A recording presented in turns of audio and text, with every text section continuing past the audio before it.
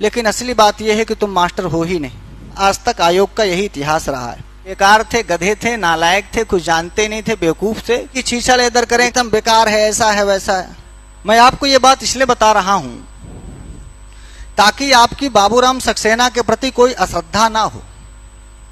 और जिस ग्रंथ के प्रति और जिनके प्रति अश्रद्धा हो जाती है ना, तो फिर वो बहुत कठिन हो जाता है उनको समझना पढ़ना, मतलब उस पर फिर आपकी श्रद्धा नहीं बन पाती। तो मैं आपसे ये कह दूं कि श्रद्धा बनाइए, चूंकि पाठ्यक्रम में यही है, पढ़ना आपको यही है। अब रही बात, बहुत सारे लोग ये कहते मिलेंगे कि भाई बहुत मुद्रण दोष है, बहुत मुद्रण दोष है। चूंकि मैं एक लेखक भी हूं इसलिए मैं आपसे कह दूं कि देखिए, मुद्रण दोष ये सहज है। आप ये सोचें कि सर्वथा सब शुद्ध हो, ये तो हमारे आपके जीवन में शुद्धता नहीं है। गंगा जी जो सबको शुद्ध करती हैं वो भी अशुद्ध है। अब ये इसको आप अभिधा में मत पकड़िएगा। तो जिस गंगा में नहा के हम अपने को पवित्र करते हैं, हम उसको भी तो देखते हैं कि कहीं ना कहीं वो उनमें भी नाला मिल रहा है, उनमें भी गंदगी मिल रही है। तो मेरा आपसे निवेदन ये है कि बाबूराम सक्सेना की गलती देखने जाएंगे तो आपको हर जगह गलती ही दिखाई देगी। अरे भाई, कहीं हलंत नहीं लगना चाहिए था, लग गया है। जैसे उस दिन हम लोग ईदु दे दिवचनम प्रक्रियम में पढ़ रहे थे कि आई लिख गया। अरे लिख गया है, आप समझदार हैं, उसको बना लो। वो होते तो अब सही कर लेते। अब उनकी छीछा लेदर करें कि नहीं ये हो गया वो हो गया, इतना बेकार है, ऐसा है वैसा है। इससे क्या होगा ना, इससे अब तो वो है नहीं और ना ही उनके ऊपर कोई असर पड़ता है। पाठ्यक्रम में वही है, तुमको खरीदना वही पड़ेगा, पढ़ना वही पड़ेगा।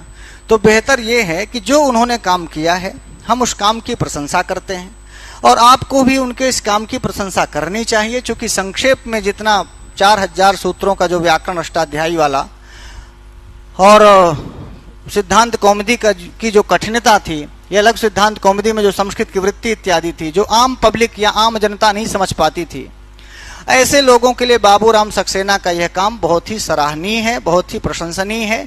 उस दृष्टि से आपको इसे देखना चाहिए।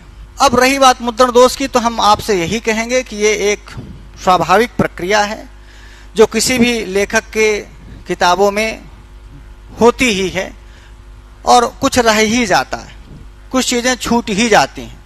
इसका मतलब ये नहीं हुआ कि बाबूराम सक्सेना बेकार थे, गधे थे, नालायक थे, कुछ जानते नहीं थे, बेवकूफ थे। तो यार उसी बाबूराम सक्सेना को पढ़ के तुम होशियार हुए हो, तो अपनी होशियारी से फिर इतना होशियार न बन जाओ कि बाद में लड़का इतना होशियार हो जाए कि बापे का कहे कि तुम कि नालायक हो, तुम क्या किए हो। और ये परंपरा मुझे लगता है ठीक नहीं है। इसलिए अरे भाई ठीक है, टाइपिंग तो बाबूराम सक्सेना नहीं किए होंगे, कोई टाइपिस्ट किया होगा, बड़े बूढ़े बुजुर्ग हो गए होंगे, हो सकता है भाई उस समय न दिखा हो, छूट गया हो, चश्मे की नज़र से ओझल हो गया हो। आप जानते हैं, आप ही सही कर लो। फिर उनके बाद हो सकता है उनके बच्चे संस्कृत ना पढ़े हों, उनके घर में कोई संस्कृत की परंपरा आगे ना बढ़ी हो, इसे लोगों ने संशोधित ना किया हो, कुछ भी हो सकता है। हम उस पर नहीं जाते, हम सिर्फ ये जाते हैं कि हो गया, कहीं थोड़ा बहुत मुद्रण दोष है चलेगा। लेकिन जिस तरह की भाषा सरलता से वो समझाने का प्रयास कर रहे हैं और जिस आयोग ने इसको पाठ्यक्रम में रखा है, तो किसी विद्वानों की सलाह से ही रखा होगा। तो हम तो भाई इसके पक्ष में हैं कि इनके प्रति आपकी श्रद्धा होनी चाहिए और इसमें लिखे हुए सूत्रों और जितने वो उदाहरण दिए हैं उन्हीं से हमें संतुष्ट होना चाहिए। इसीलिए किसी भी शिक्षक को यह ध्यान रखना चाहिए कि हमें कोई सूत्र पढ़ाते समय कितना पढ़ाया जाए और कितनी चीजें बतानी चाहिए, कितनी चीजें नहीं बतानी चाहिए। मैं आपको उदाहरण इसीलिए दे रहा था कि जब आप कक्षा 6 में जा रहे हैं, तो कक्षा 6 में जा रहे हैं तो आपको कक्षा 6 में जाकर के इतना नहीं पढ़ा देना चाहिए कि कक्षा 6 वाला अगली बार से संस्कृत से चिढ़ने लगे।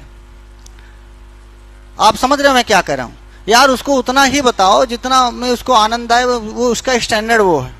आप भले ही एमए कर लिए हैं, मास्टर हो गए हैं, परीक्षा पास करके गए हैं, इंटरव्यू दे के गए हैं, बहुत योग्य हैं, लेकिन असली योग्यता किसी शिक्षक की ये होनी चाहिए कि हमारे सामने जो पढ़ने बैठा है उसको कितनी जरूरत है और हमें उसे कितना देना चाहिए। बोलो हाँ या ना?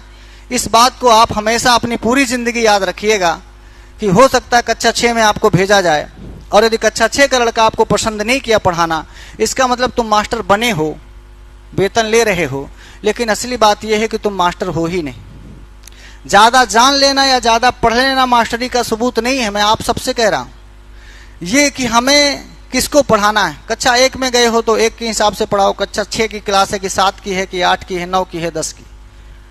हमें इतना ख्याल है कि ये आप टीजीटी के विद्यार्थी हो सकता है कुछ लोग नेट भी बैठे हों, कुछ पीएचडी भी किए हों, कुछ लोग व्याकरण के बड़े प्रकांड पंडित बैठे हों। उन सब ऐसा नहीं कि आप सवाल नहीं कर सकते, आप इंडिविजुअली कोई बात करनी है तो कर लो। और हम तो देखिए, हम तो बार बार कहते हैं कि नाम सर्वज्ञ रख लेने से कोई सर्वज्ञ नहीं हो जाता। हो सकता है आप कुछ ऐसा पूछें और हम तत्काल ना बता पाएं, पर हम एक दिन का इसीलिए समय लेते हैं कि भाई साहब हम तो ग्रंथ गुरु वाले लोग हैं, हम तो किताबों से पढ़ के आपको दूसरे दिन बता देंगे, गुरुजी लोगों से पढ़ करके हम दूसरे दिन आपका समाधान कर देंगे।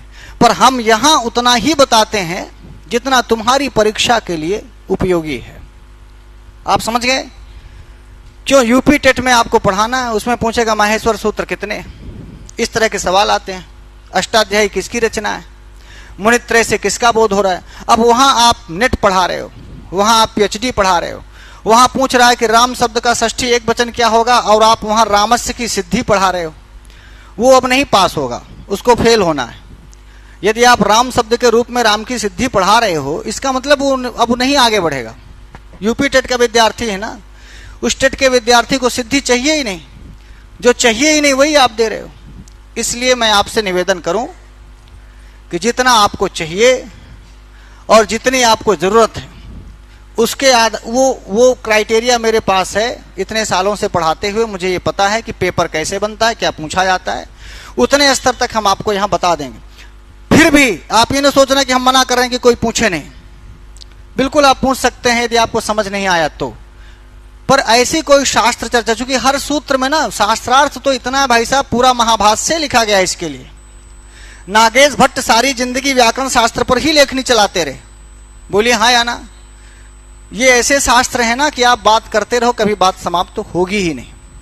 फिर भी हम ये ध्यान रखेंगे और आप भी ये ध्यान रखेंगे कि हमें फाइनली परीक्षा देनी है, और परीक्षा में किस स्टैंडर्ड का सवाल पूछता है। हम टीजीटी के विद्यार्थी हैं, माने टीजीटी हाई स्कूल 9-10 हमें पढ़ाना है, और उसमें हमें ना तो अष्टाध्यायी पढ़नी है, ना ही महाभाष्य पढ़ना है, और ना ही नागेश भट्ट का शब्देंदु शेखर पढ़ना है, ना ही भट्टोजी दीक्षित को पढ़ना ही, ना ही लघुसिद्धांत कौमुदी को। हमें बाबूराम सक्सेना ही पढ़ना है, और उसी के आधार पर हम बात को लेके चलेंगे। अब रही बात जहां कहीं मुद्रण दोष है, हम गलत पढ़ाने के पक्ष में नहीं है, मुद्रण दोष सही कर लेंगे, मुद्रण दोष सही करेंगे, शास्त्र के अनुसार पढ़ेंगे। कहीं मान लो जैसे स्थिति आ गई कि कृष्णश्रिता नहीं कृष्णाश्रिता लिख गया है, मुद्रण दोष हो गया, तो उसको कृष्णश्रिता कर लेंगे, जो संभव है उतना बना लेंगे। क्योंकि बाद में मान लो वो इस उत्तर को मानेंगे भी, तो उनको उस उत्तर को सही करने के लिए कोई जायज तरीका नहीं मिलेगा। फिर जो आप शास्त्रीय ढंग से आप जो लगाए होंगे वही उत्तर माना जाएगा। आज तक आयोग का यही इतिहास रहा है।